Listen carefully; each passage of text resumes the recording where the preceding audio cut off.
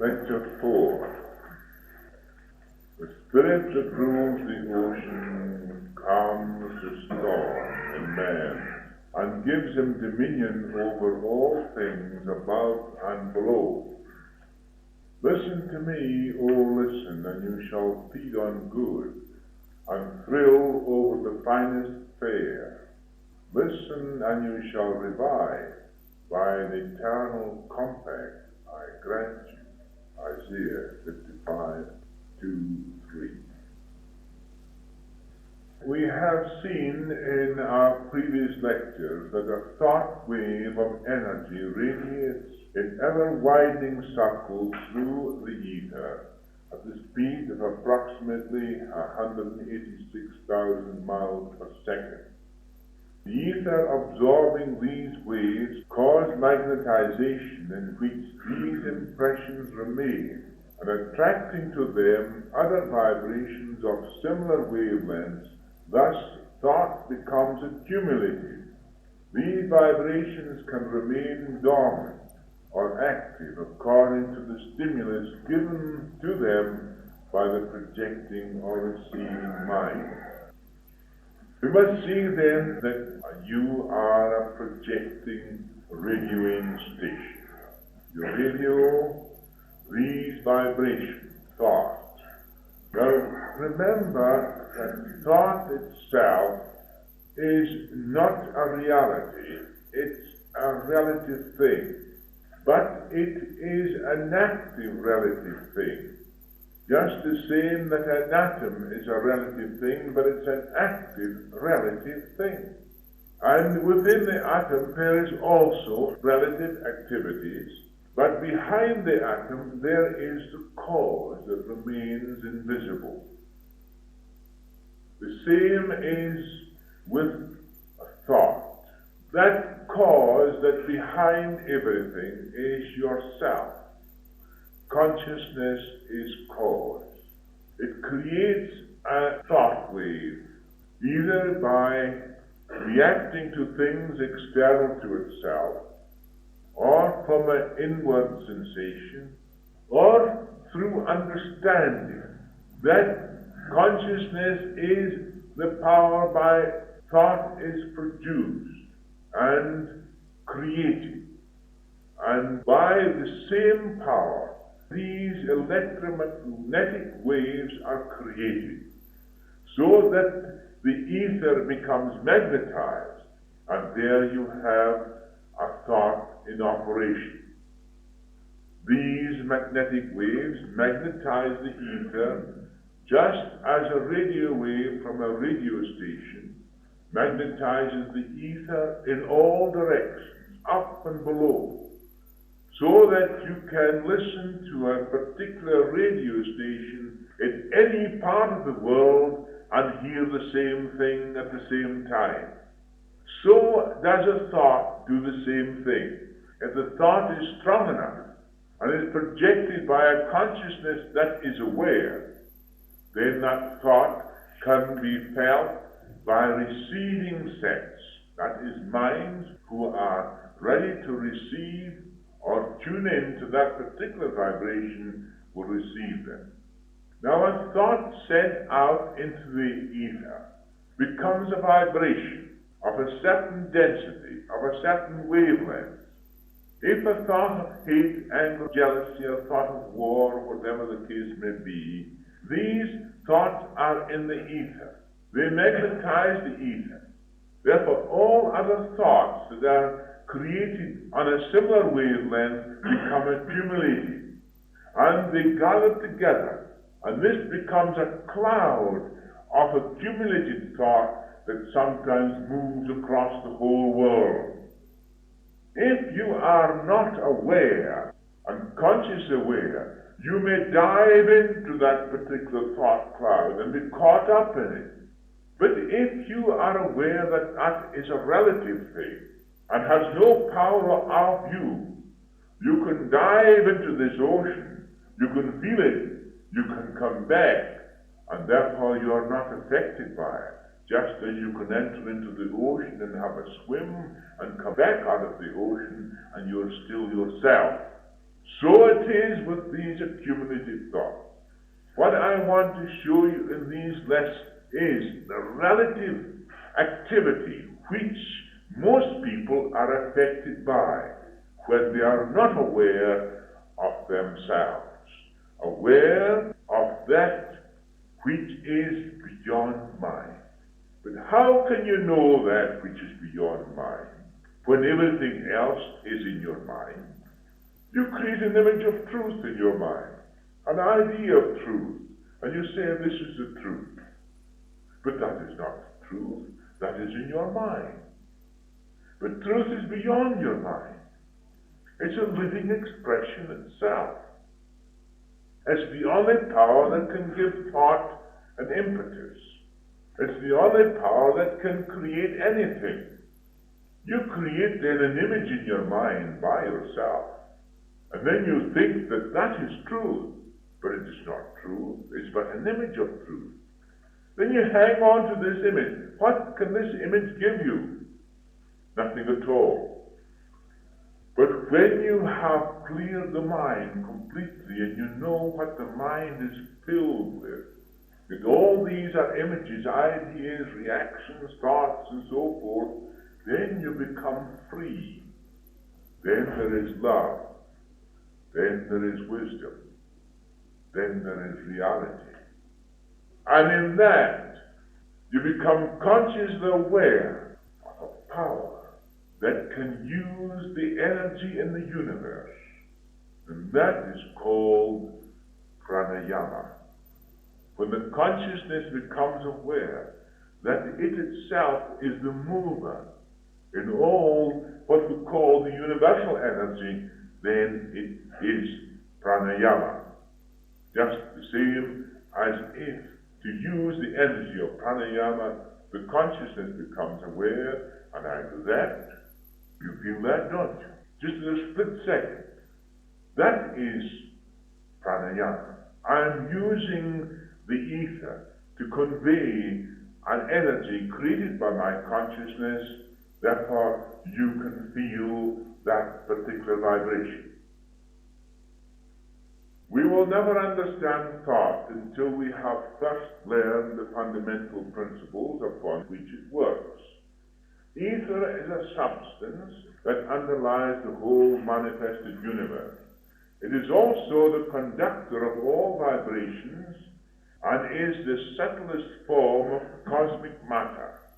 We cannot remove it, nor can any of it be withdrawn from the universe. It is space itself, for it fills all space, even the space between all atoms in matter, and the holder of the same atoms within its bosom. It makes up all matter and supports all form. Through ether only can matter or form be transformed. Therefore we see clearly that all atoms in matter, and the holder of the same atoms is held within the bosom of ether. Therefore ether makes up all matter and supports all form, and through ether only can matter or form be transformed. Therefore, how is a form transformed? Through ether. And how is this form transformed? Through electromagnetic vibrations in the form of thought, which is carried in the ether right into the walls of the atoms, and turning these atoms into different activities, bringing a different action in the atomic structure of a form. Therefore it is transformed. It carries light, sound, and thought according to the length of the wave and frequency of the rate of vibration. So do all vibrations of tone and thought remain within ether for eternity. It can be dormant, waiting for further impulses to give it power, or waiting till a mind can steer it into activity. That is how there are angelic thoughts in the universe. The great artificers of the universe are artificers that are moving and molding the atomic structure of the earth and around it. In fact, we know from experience and from knowledge that comes our way from forces outside the physical, but forces that are also existing just as we are existing, but who have an interrelated knowledge of the activities that are taking place in the interplanetary workings that are going on all the time. These artificers have a knowledge of the active principles behind the atom and behind the formation of worlds and planets. If you can grasp this truth, you will see that there is an intelligence always expressing itself through a consciousness, working in a certain direction according to its capability to receive and express. You are the same. According to your ability to receive and express, so are you giving forth what comes in electromagnetic wave into the mind of the individual. And that is how most of these lectures are given to you, because they come through for what we call electromagnetic waves by striking what we call the receiving set in the mind. Then it is interpreted in the mind, and by doing so, then the whole organism comes into operation to give expression to that particular thought in the form of words, so you can hear them. And by hearing them, it enables you to search in your own minds and souls to find that which is behind and within. My words of any value whatsoever can only be for the purpose of making you search within yourselves and find the secrets that are within you. Ether is the cosmic recorder of all these impressions of universal life. Therefore, given the proper modifying apparatus of consciousness, all past and present thoughts, events, knowledge, wisdom, etc., can be reclaimed and reproduced. One day we will hear the Sermon on the Mount just as it was given. I have in the past explained to you that the past, present, and the future are in the ever-present, and the only time is the present. Therefore, not only the past and the present, but also the future events can be extracted from this cosmic recorder. The future is eternally present, waiting to unfold at the appointed time. I am Alpha and Omega. I am the first and the last, the beginning and the end. I am the ever-present, past and future. Now, what you think today, how you act today, and what is in your mind today is very often produced tomorrow. What you think in the past and what happened in the past is in your memory. It can become present in your consciousness at this very moment. The future can be present in your consciousness at this very moment. But you cannot produce or create in the past. It's gone. You cannot produce and create in the future because it does not exist except in your mind. And the past exists in your mind. All these things exist in your mind, the past and the future, always in the present. But the present is a living reality. And you can only create through a living reality and not through a memory or through a hope.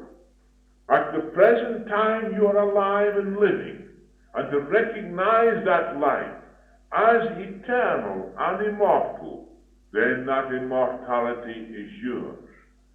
But if you are seeking immortality in the future, by some means of whatever you think you may happen to get it, then it can never be immortality, because immortality does not exist now at this very moment.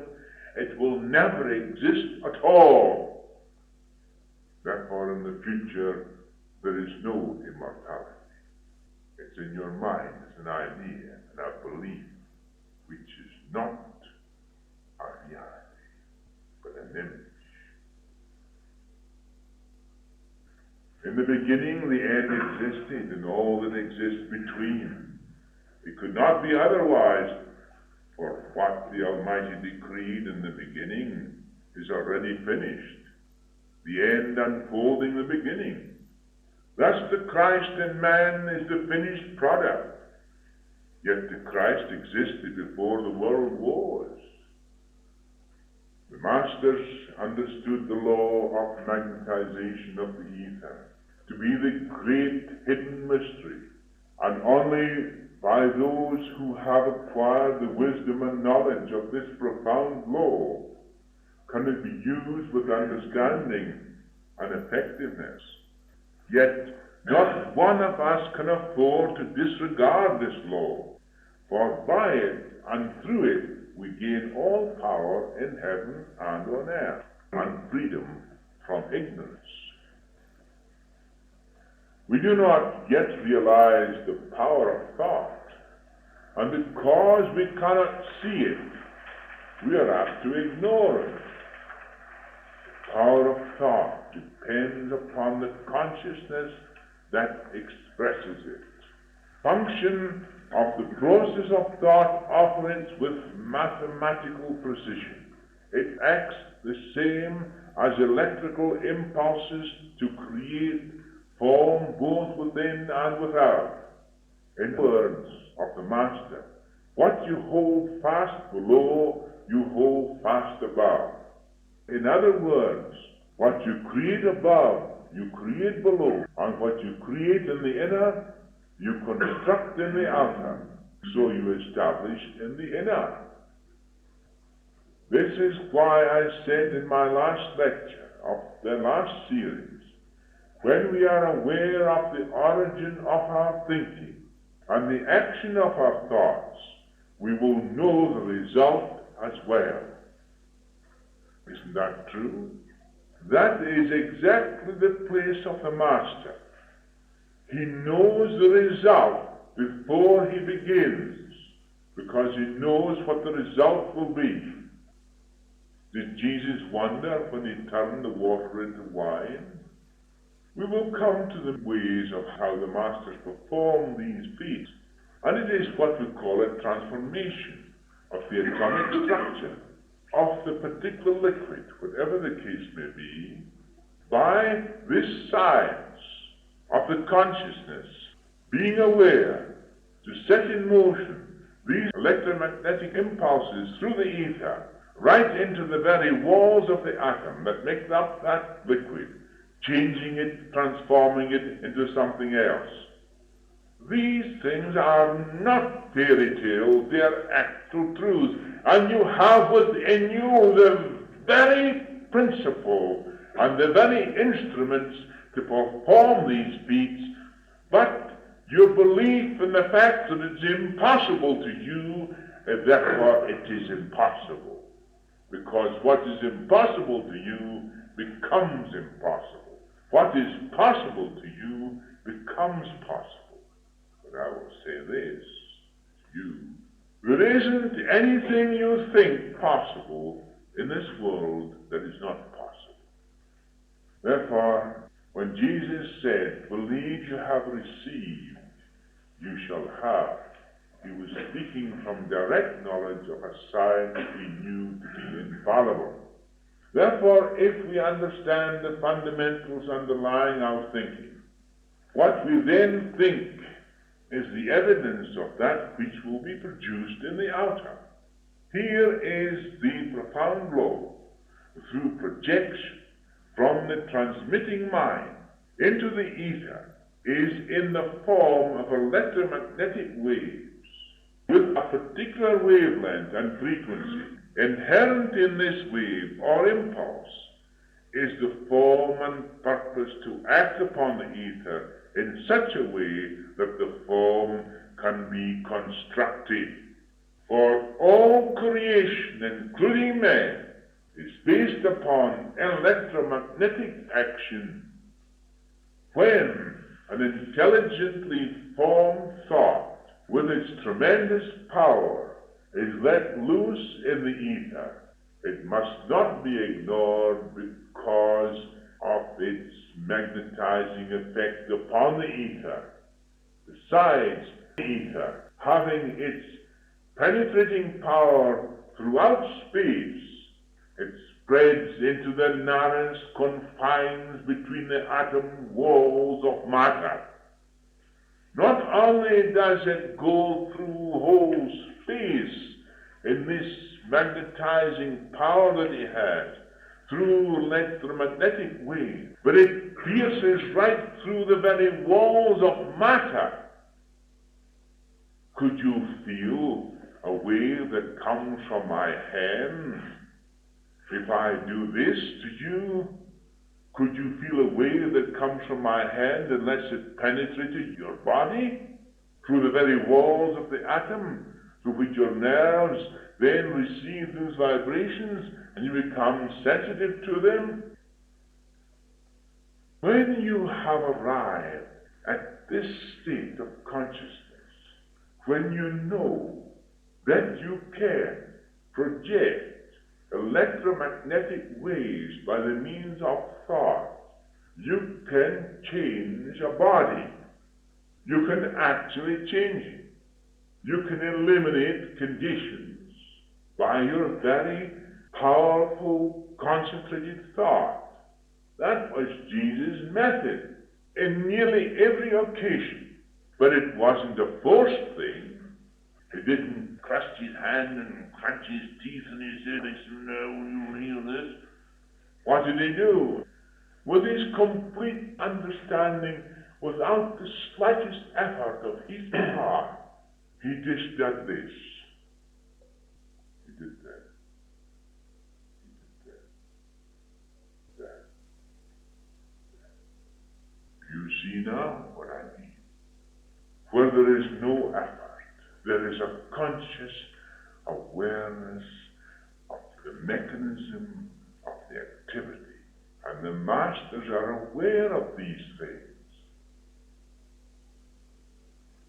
Masters told me that man is so constituted with the projecting and receiving set, which enables him, when developed, to transmit and receive thought waves. There are two organs within the mechanism of man, the pituitary and the adrenal. When man thinks, his pituitary vibrates according to his thought, and those waves pass into the ether accordingly. When man receives, his pineal gland vibrates and receives accordingly to the state of consciousness he holds. These vibrations are interpreted by the mind, and man becomes aware of thoughts that magnetize the ether. Then he gives forth what he receives by word of mouth. This again goes into the ether to reinforce the original thought.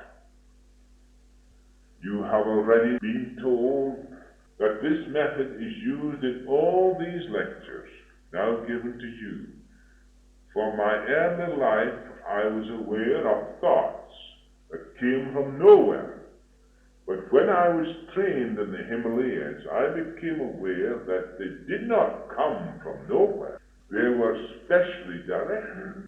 These thought waves are received and given forth again by word of mouth, so you can hear them, similar to your radio set. If you ask me a question, and I do not know the answer, I've only got to set in motion my receiving set, and I can give you the answer.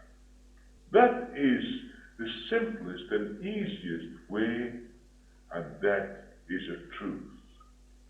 And when your consciousness becomes aware of the fact that it is possible, then it becomes possible. The instrument is created and has been created from the very beginning.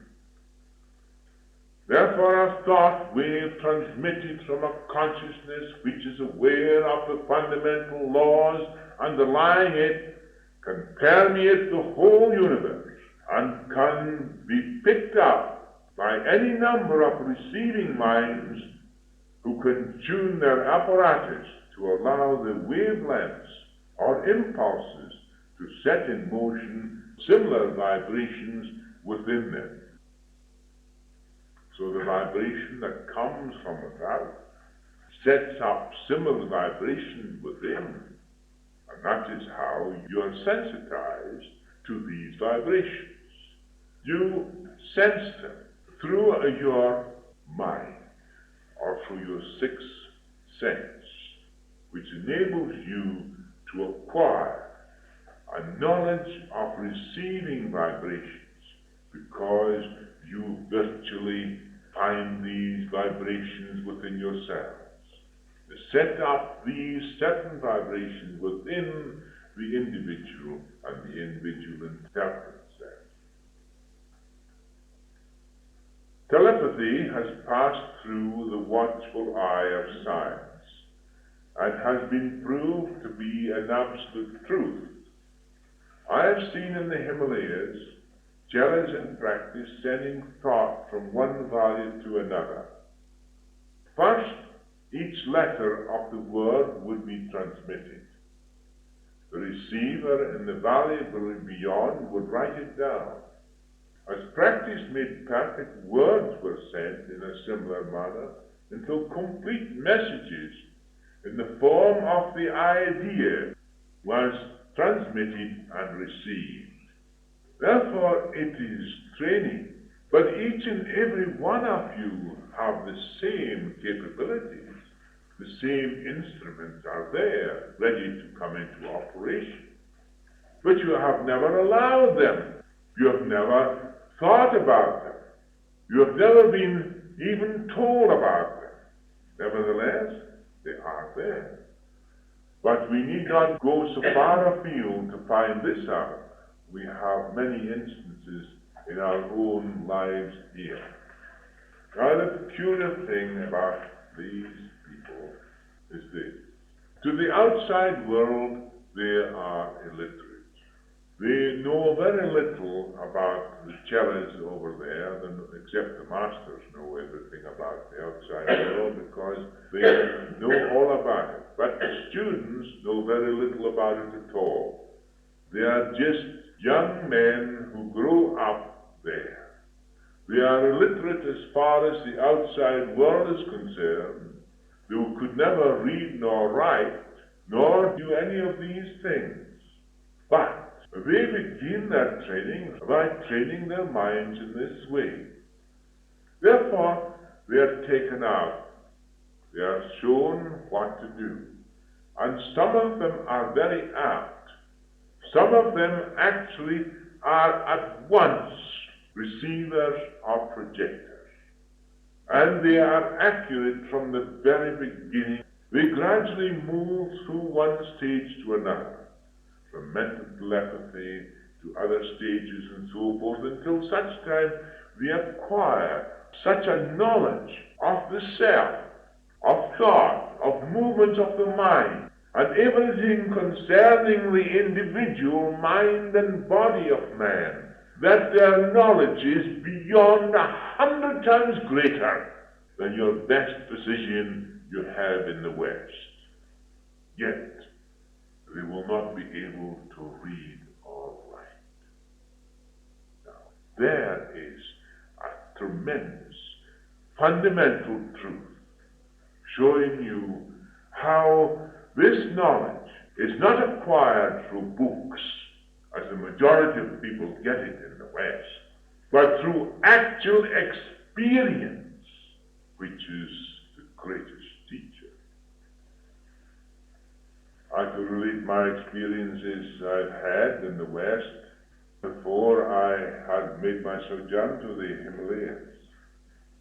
We are all quite conversant with the wonders of Jesus. He could see at a distance, beyond the confines of man's ordinary senses. He could silence a storm, walk upon the water, and heal as easily as he could breathe, because he knew the fundamental laws of ether. I'd like to go a little bit ahead, but I want to show you, eventually, you will see the fundamental principle upon which levitation and walking upon the water is acquired. You will see it's so simple in its application, only it means practice. But so simple is the law in operation that man becomes as light as cotton, where the force of gravity that is holding him to the ground is reversed. And the forces within himself then are attracted to the forces above himself. Therefore he reverses the polarity. Supposing now that you had heat within you and outside was cold, what does heat do all the time? Doesn't it rise to the cold? If you have any water at all, now this is a great point we'll see, that the hot water always rises to the top, and the cold water is always underneath. The breath that is taken in is hot breath. It always wants to go to the cold, which is the atmosphere above. When you equalize the forces between the inner and the outer, you're no longer in any way affected by the polarity or what we call gravity, because you have removed the force of gravity. You've equalized it between the forces that are holding you down and the forces that are drawing you up. And by your will, you can use your body in any way you want. That is levitation. It is scientific in its nature. So scientific that it is as accurate as mathematics. I'm not telling you any fairy stories, because I'm telling you all that I have seen and done. So let us state some of these profound laws of the ether. A thought impulse travels like a wave from a radio station in a circuit in ever-widening circles in all directions, perpendicular and horizontal. That is, these waves go up into the atmosphere and go in a horizontal way all over the earth. And to go right away into the stratosphere, because an airplane right up in the stratosphere can receive those vibrations of a radio station just at the same time as you are receiving them down here, and are received all over the face of the earth and all through the whole of the stratosphere at one and the same time.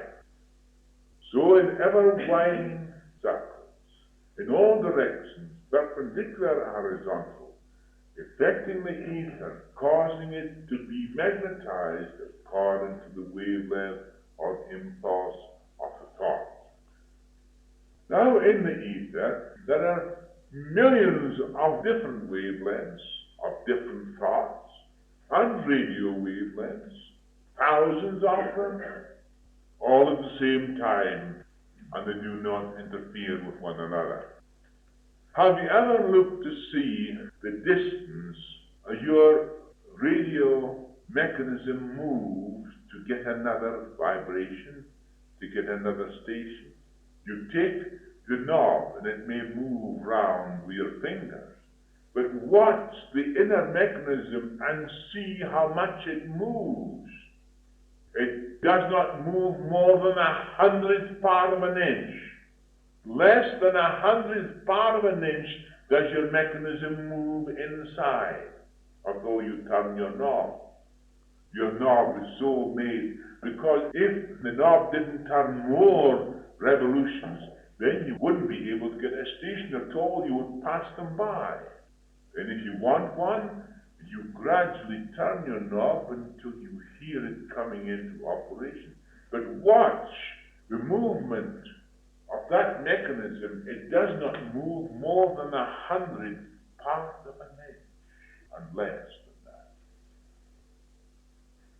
A wavelength can be a terrific speed, which is invisible to the physical eye. You have got so many waves to the inch, so many impulses to the inch. If you divided an inch into 100,000 parts, what would you see of that inch? Would you see anything at all of that inch? Of course you would. Have you ever seen an atom? Of course you haven't. Not even with your greatest microscope. Well, some of these wavelengths are much less than the atom. Very much less, because they interpenetrate the walls of the atom.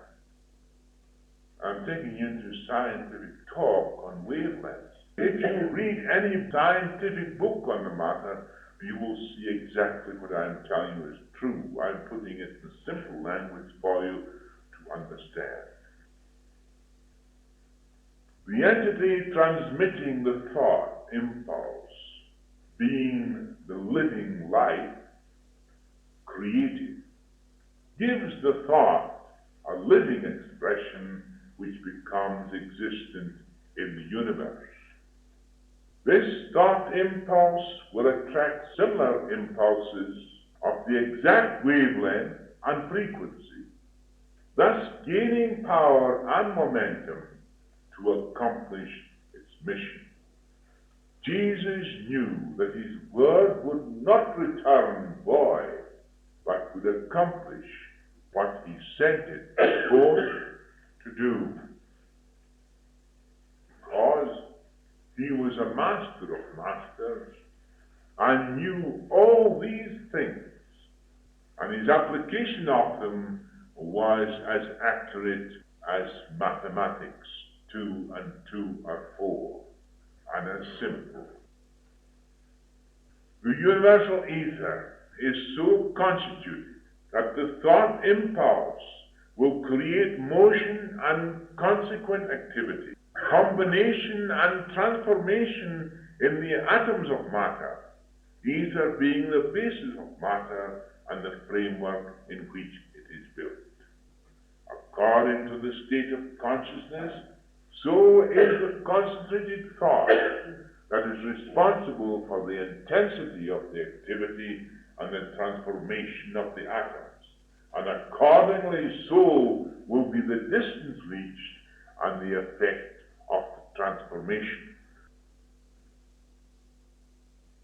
I witnessed one occasion when I was in Tibet, where a man was torn to pieces because he had fallen down the rock side. His shoulder was torn, and his back was torn, and his leg was torn. He was brought up to the surface as if dead. Now, Geshe Rinpoche, which was my teacher then at that time, was there. We were going along quietly between two particular portions of Tibet from one place to another, which we had to go, and this man was brought in. They knew, of course, the magic of Geshe Rinpoche because he was known all over Tibet.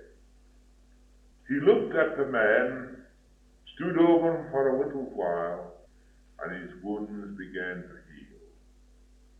And in less than half an hour, there wasn't a scratch or anything left on his body.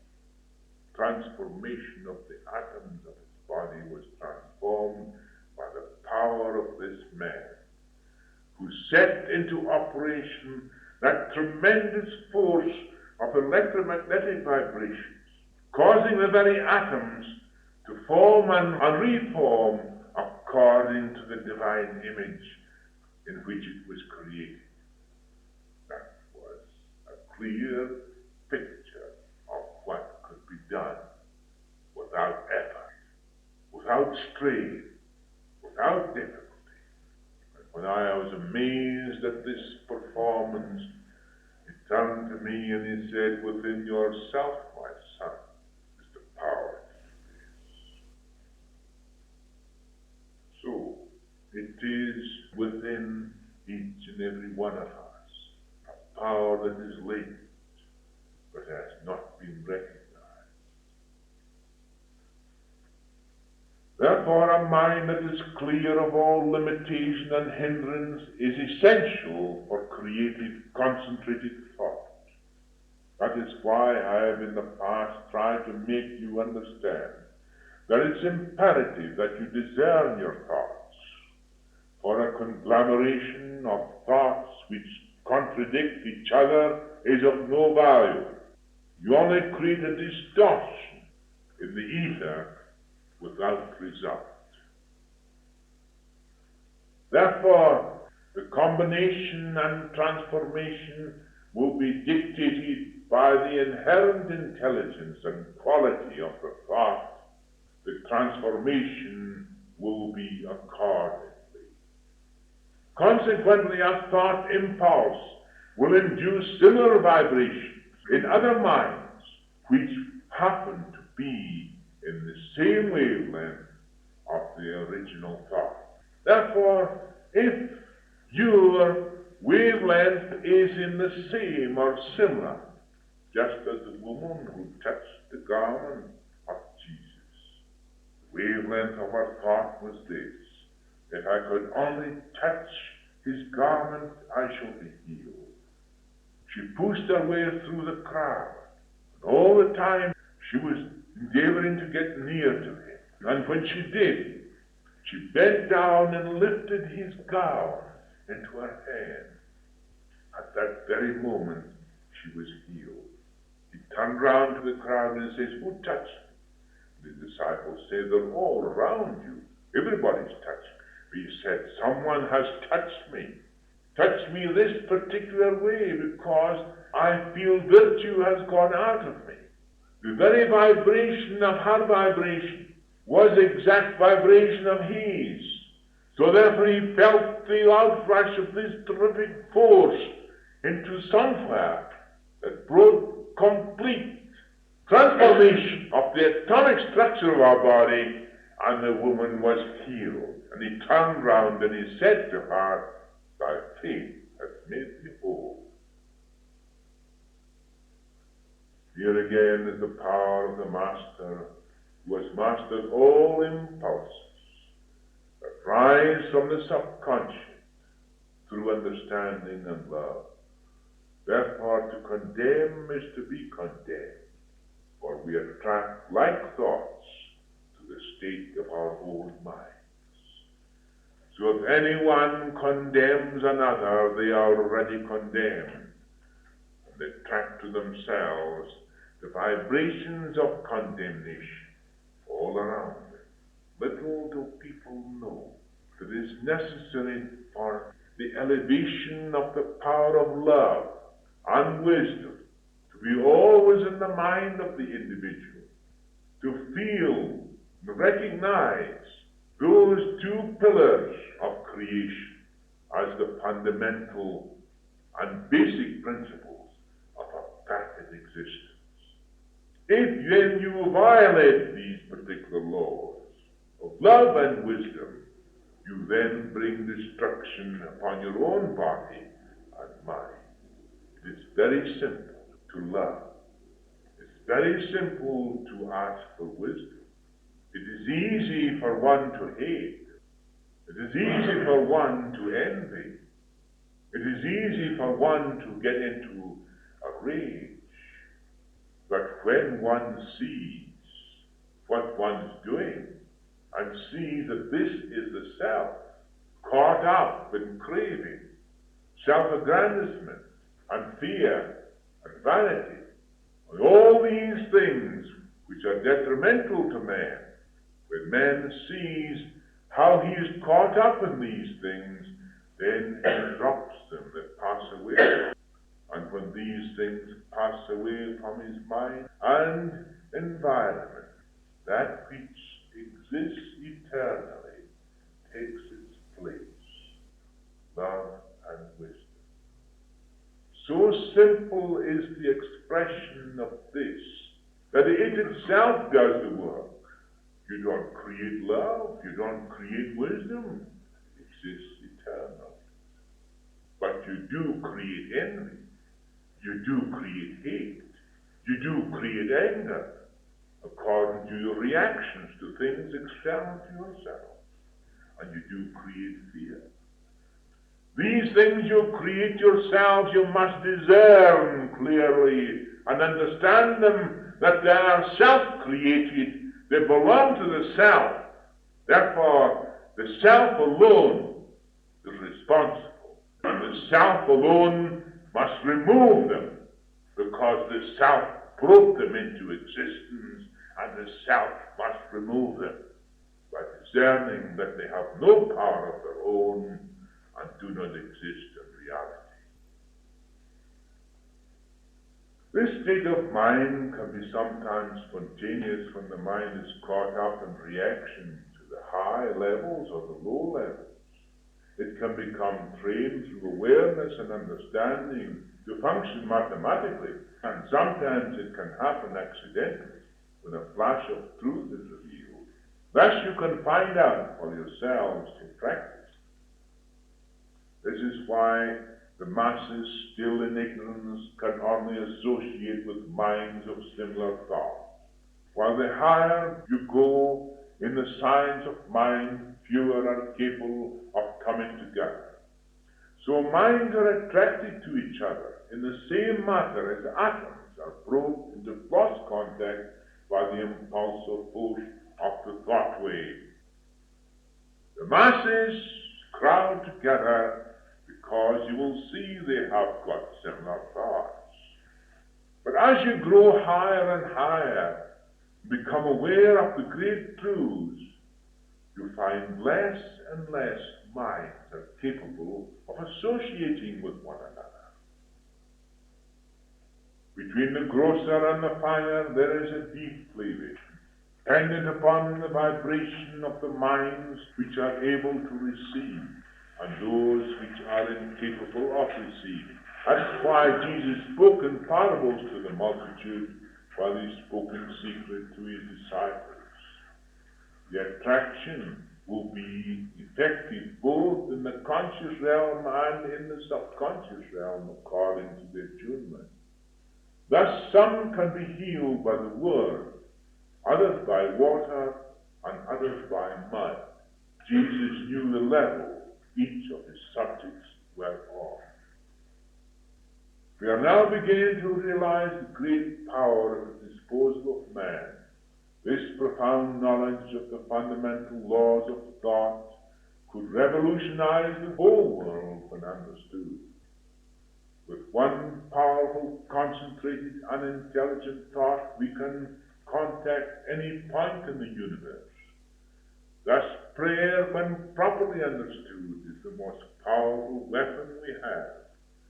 We can enter into the mind of another. We can create convulsions in the atoms of matter. We can make and combine according to our will. Some time ago, when I told you that there was a great stress and strain in the world, that war was very near, then, by instructions that I had received at that time, and many of you know of it, we went into a silent state. And by doing so, we give off certain ectoplasmic forces. Not only ectoplasmic, but vibration into the atmosphere. But this ectoplasmic substance was carried in such a way, transported through the ether, whereby it was easier for these spiritual forces to get complete contact with the minds to influence people who were at the head of affairs. And by this way, a war was prevented where we were right on the very brink. Since then, things have altered and changed. So we are, at the present time, in a state of semi-peace. But you can never have peace with two armed camps in opposition to each other. You can only have peace when people begin to understand each other and also understand the causes of war. When we begin to see the causes of war and how wars and antagonisms are brought about, then we will eliminate them from the mind of man. At the present time, we were just in a state of stillness for these two armed camps, two ideologies are fighting one another.